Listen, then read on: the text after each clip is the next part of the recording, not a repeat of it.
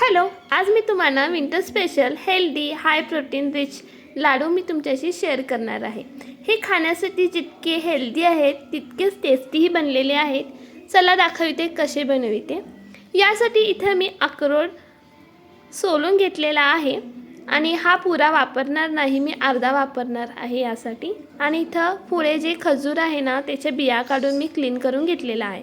आणि इथं दुसरीकडे सनफ्लावर सीड्स, पंपकिन सीड्स, बदाम, काजू तुमच्याकडे असतील तर आणि एक्स्ट्राचे पिस्ता वगैरेही घालू शकता।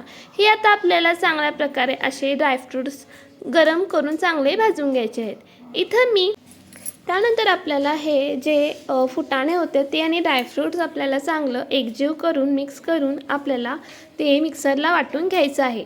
त्यानंतर त्यामध्ये आपल्याला खजूर घालायचे आहेत आणि ते खजूर वाटून घ्यायचे आहेत। इकडं आहे विंटर स्पेशल आपल्या हळव्या, वेलची आणि परत बडीशेप। हे आपल्याला अशा छान तुपामध्ये चांगलं परतवून घ्यायचं आहे आणि चांगलं गरम होईपर्यंत ते आपल्याला चांगलं परतायचं आहे।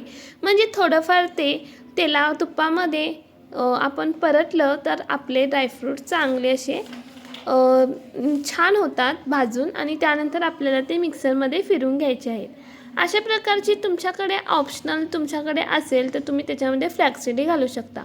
आता सर्व मी ह्याच्यामध्ये एकत्र करून ते आता मी मिक्सरला वाटून देते।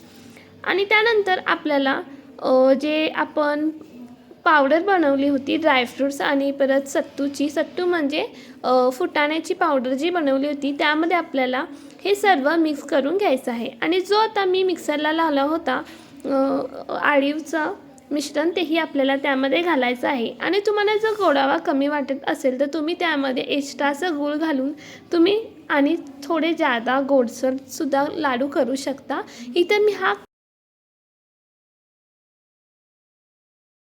गूळ चिरून घेतलेला आहे। मग अशी मी ज्यामध्ये हळव्या परत वेलची वगैरे परतून घेतली होती त्यामध्येच मी थोडंसं पाणी घालून त्यामध्ये हा पाक करून घेत आहे। आता आपल्याला त्यामध्ये तूप घालायची जरूरत नाही, कारण आपण मगाशीच त्यामध्ये तूप घालून ज्यावेळेला हळव्या भाजून घेतल्या होत्या त्यावेळेला त्यामध्ये थोडं तूप होतं, यासाठी मला त्यामध्ये घालायची जरूरत पडली नाही। आता हे आपण मिश्रण मध्ये आपला हा पाक यामध्ये घालायचा आहे आणि चांगलं पळीने आपल्याला तो परतवून घ्यायचा आहे। गरम आहे त्यासाठी आपल्याला पळीनेच परतायचं आहे। त्यानंतर मी ते छान असे लाडू करून घेतले।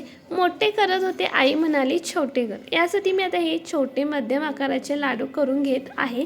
पहिल्याच प्रयत्नात मला हे लाडू जमलेले आहेत, तुम्हीही नक्की ट्राय करा। चला बाय।